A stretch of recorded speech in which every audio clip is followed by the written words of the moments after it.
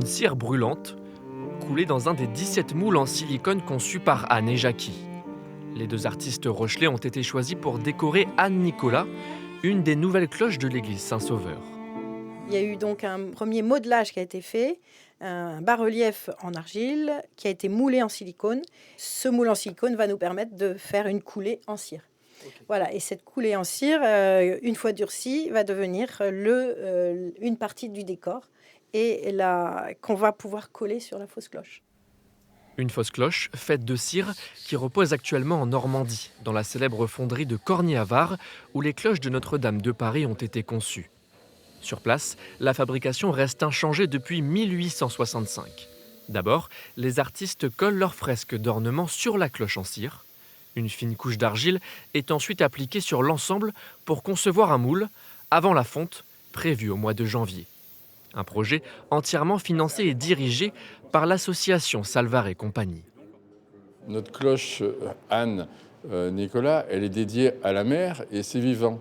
Ce qui veut dire que quelque part, elle sonne en fonction de ces symboles. Et il est important pour nous qu'on puisse avoir des dessins forts qui représentent en effet tous les symboles qu'on a voulu y mettre. Parmi ces symboles, les deux artistes ont travaillé sur une fresque en écho à l'histoire maritime de La Rochelle.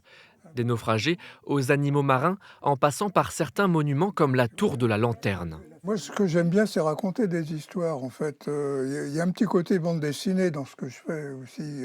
Un peu comme une sorte d'ex-voto, où dans les tableaux anciens, comme ça, quand il y avait des naufragés qui avaient été sauvés quand même et tout, donc ils remerciaient leur sainte patronne ou Dieu, etc.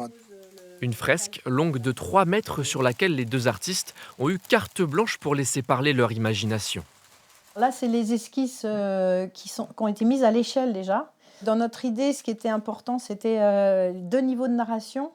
On va dire la première avec les personnages. Et on a créé des liens entre la frise du haut et la frise du bas, notamment avec ce poisson, la baleine, qui fait finalement le lien entre les 2 niveaux. Coût des opérations, 86 000 € pour la seule cloche Anne-Nicolas. Le colosse d'1,3 tonnes sera bientôt accompagné d'une deuxième cloche, elle aussi financée par l'association Salvare et compagnie. Selon son président, la mélodie du carillon de l'église Saint-Sauveur devrait sonner à nouveau avant Pâques.